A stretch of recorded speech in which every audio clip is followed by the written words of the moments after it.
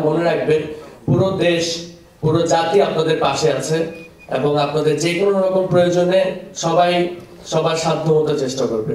মানুষ বলে যে বাবার জন্য সবথেকে কষ্টের জিনিস তার ছেলেকে কাঁধে করে নিয়ে কবরে শুয়ে দিয়ে আসা।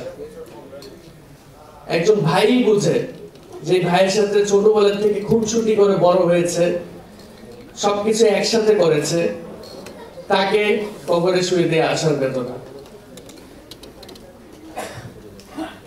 সবাই স্বাভাবিক জীবনে ফিরে গেল, এই শহীদ পরিবাররা এবং যারা আহতরা আছে তারা এখনো স্বাভাবিক জীবনে ফিরতে পারেনি।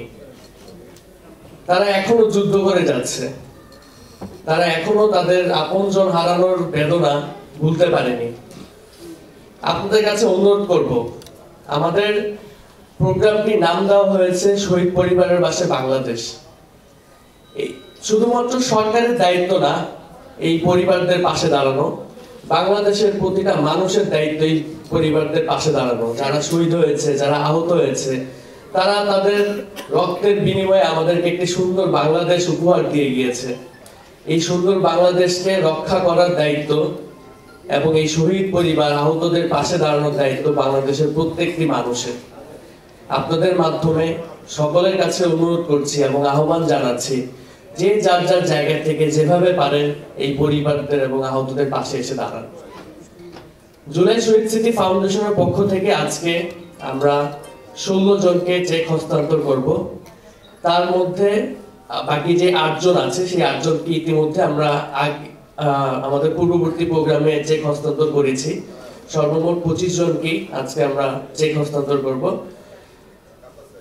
এবং আমি জাতীয় বিশ্ববিদ্যালয়ের সম্মানিত ভিসি স্যারকে আমি ধন্যবাদ জানাচ্ছি আমাদের এই মহৎ উদ্যোগে সামিল হওয়ার জন্য, এবং স্যারের নেতৃত্বে আজকের এই প্রোগ্রামটি আমরা সুন্দরভাবে বাস্তবায়ন করতে পারছি। আমি ধন্যবাদ জানাতে যাচ্ছি এখানে আগত সকল শহীদ পরিবারকে। আপনাদের প্রতি আমার গভীর শ্রদ্ধা এবং আমার সালাম থাকবে। যে কোনো রকম প্রয়োজনে জুলাই শহীদ স্মৃতি ফাউন্ডেশনের সাথে যোগাযোগ করবেন। আমরা সর্বোচ্চ চেষ্টা করব আপনাদের পাশে এসে দাঁড়ানোর জন্য।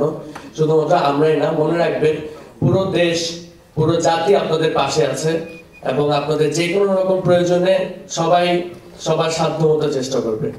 ধন্যবাদ সকলকে, আমি বেশি কথা বাড়াতে চাই না। ধন্যবাদ এই অনুষ্ঠানটি আয়োজন করার জন্য। ধন্যবাদ।